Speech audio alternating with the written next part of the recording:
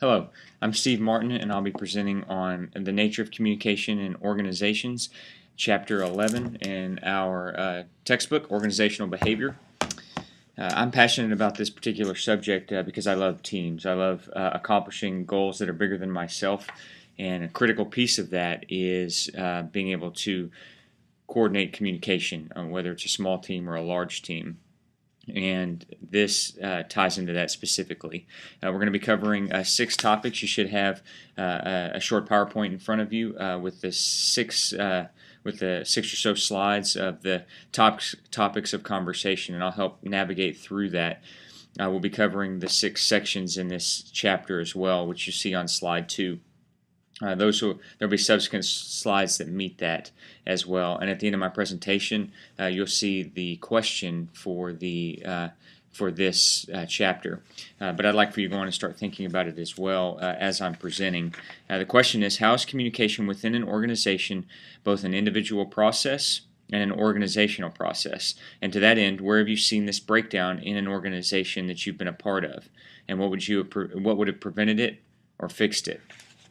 So if you transition to the next slide, the nature of communication in organizations. 3 parts to that. What is communication? The definition by textbook is the social process in which 2 or more parties exchange information and share meaning. There are 3 parts to that, the 3 purposes of organizational communication, and that is to share information, express feelings, and emotions. Both of these tie into trying to achieve a coordinated action. There's more within the share information. Trying to achieve organizational goals, task directives, results of efforts, and decision making, but it's all to the primary purpose, which is to achieve that coordinated action. Also, the third part to that is getting to communicate across cultures, which deals with languages and having to overcome unique challenges like time zones and language barriers and culture barriers. Next slide is slide 4, methods of communication. One thing that I'd love for us to keep in mind as we're going through all of this is just an outside of this world perspective. Proverbs 15:2 says, "The tongue of the wise commends knowledge, but the mouths of fools pour out folly." Effective communication requires wisdom of how to communicate and when. These methods of communication are written, oral, and nonverbal. Written is the most common. Typically, even within that is email. You've got letters, memos, reports, manuals, forms in the Army. We have a lot of manuals. We have a manual for everything. If you can't find an instruction on it, then you are a better man than most. So, or woman. The other part, the second part to this is oral. This is informal conversation back and forth, how you're communicating with either a small person or one person or a small group or even a large group. And then the third part to that is the nonverbal communication. And I think this speaks volumes.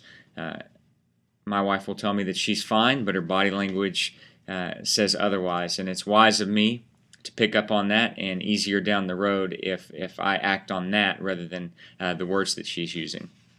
Has served me well in the past.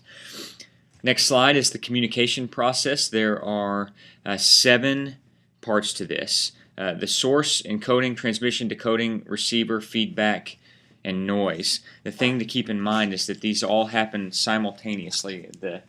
How the chapter breaks it down is a little graph here that shows noise right there in the middle and everything that surrounds it, and then it's just a feedback loop. Source is the individual group interested in communicating something to another party. Encoding is how the message is translated. Transmission is obviously how you transmit those symbols to the receiver. The medium is how you get it there, whether it's verbal or written or nonverbal. then the receiver decodes the message, and then the receiver is actually the people that you are trying to communicate with or organization. And then feedback is how that receiver returns the message, showing that they have, one, received the message, and then two, also understood it, and then even more on top of that is understood it in the way that you wanted them to. Noise, that block right there in the middle, is things that interfere with that communication. The next slide, digital information processing and communications. This is my favorite subject within this chapter. It deals with technology, how we'll have offices of the future, how those will be constructed, and then knowledge-based management. This is how we run our shop. I work for the Public Affairs Office in the Kentucky National Guard, and we are a small shop of 4 with 9,000 customers within the Kentucky National Guard and larger Department of Military Affairs. So we are constantly on the go, covering different events, helping with media, doing internal, external communications, and our mantra in the shop is in anywhere world.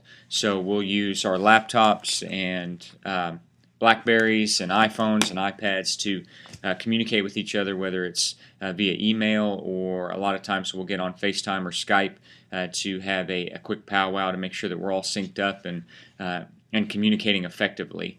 There's something to be said about being able to do a face-to-face interaction, even if it's across the state or across the country, with somebody to ensure that your message is received.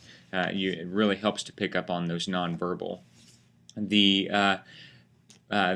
this is the office of the future. This is how it's going to go. More and more companies are going to work at home options, whether it's 1 day a week or telecommuting throughout the week. The other piece to that is knowledge-based management. How do we break down all of our information and institutional knowledge and make sure that it is spread in an easy way across the organization without it being hid? You could dump everything into one file and it's there, but if it's not user-friendly or accessible, then it's pointless to have. So that is a huge challenge and a unique skill set to be able to organize and file in a way that people can have quick access, 2 or 3 clicks to the information that they're looking for. And I think that just personally is in its still developmental stages of how do we do that effectively. It is still very much in the brainstorming and baby phase of operations. Next slide is communication networks. You've got small group networks, and these are the types of small groups, and then communication networks, which are the organizational communication networks, which are the 4 roles that people play.